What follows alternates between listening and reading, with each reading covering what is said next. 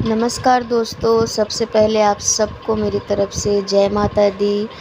और गुप्त नवरात्रि जो है वो अब ख़त्म हो चुकी है, लेकिन आज का जो टॉपिक है वो ये है कि अगर आपको भी गुप्त नवरात्रि में मिले हैं ये 5 संकेत, तो समझ लीजिए माँ ने आपके घर वास कर लिया है।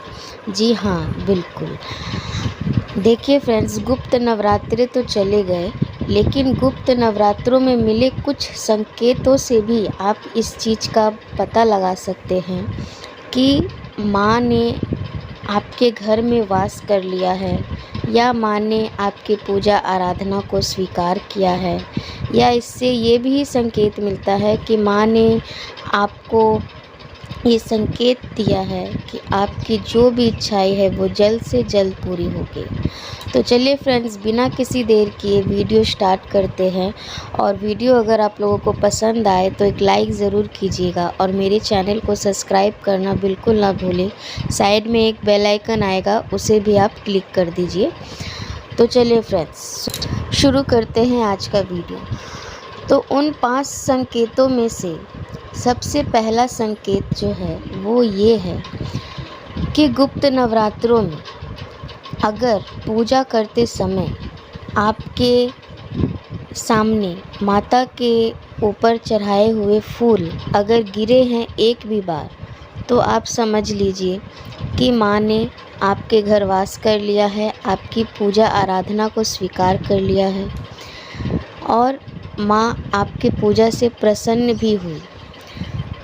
और दूसरा संकेत यह है कि अगर पूजा करते समय अगर आपके शरीर में कंपन जैसी आना महसूस आपको हो रही थी, या फिर जैसे कि आपके शरीर के पूरे रोए रोंगटे जो है वो खड़े होने लगे थे, अगर एक भी दिन ऐसा हुआ है आपके साथ, अगर आपको याद है या महसूस हुआ है आपको, तो आप समझिए कि ऐसा होने का भी यह संकेत है कि माँ आपके घर वास कर चुकी है। माँ ने आपके शरीर में कंपन के संकेत देकर आपको ये चीज़ बताया है कि मैंने तुम्हारी पूजा स्वीकार किया है और तुम्हारे घर में वास कर रही हूँ, और तुम्हारी जो भी इच्छाएं हैं उन्हें जल्द से जल्द पूरा भी कर दूँगी। तो तीसरा संकेत यह है, अगर आपने माँ को जो भोग लगाया हो उसमें दरार आना। जी हाँ, अगर माँ को आपने भोग लगाया है जिस भी चीज़ का, अगर उसमें एक दिन भी आपने कुछ बदलाव देखा, जैसे कि अगर जैसे दरार आ गया हो, या थोड़े से जैसे काटने के कुछ निशान हो, या जैसे आपने खीर का भोग लगाया हो या हलवे का भोग लगाया हो तो उसमें कुछ दरारें पड़ गई हों, या फिर अगर आपने कोई फल या लड्डुओं का भोग लगाया हो तो उसमें से ऐसा लग रहा है जैसे कि कहीं से एक टुकड़ा किसी ने खा लिया हो, ऐसा कुछ थोड़ा सा भी अगर आपको बदलाव दिखा हो भोग में, तो आप समझ जाइए कि माँ ने आपकी पूजा को स्वीकार कर लिया है और आपकी पूजा से बहुत प्रसन्न है, और आपकी जो भी इच्छाएं हैं वो बहुत जल्द ही पूरी होने वाली है। चौथा संकेत यह है, दिए में फूल बनना। जी हाँ, दिए में फूल बनना आमतौर पे बहुत जल्दी नहीं होता है, और दिए में फूल बनना जो है बहुत समय से ये मानते चले आ रहे हैं कि दिए में अगर फूल बन जाए तो ये माना जाता है कि भगवान ने दर्शन दिए हैं। तो अगर आपके पूजा करते समय गुप्त नवरात्रों में अगर एक दिन भी आपके दिए में फूल बना हो, जिस दिए को आपने माँ के सामने प्रज्वलित किया, उस दिए में अगर फूल बना हो, तो आप मान कर बैठ जाइए कि माँ ने आपके घर वास कर लिया है, माँ आपकी पूजा से बहुत प्रसन्न है।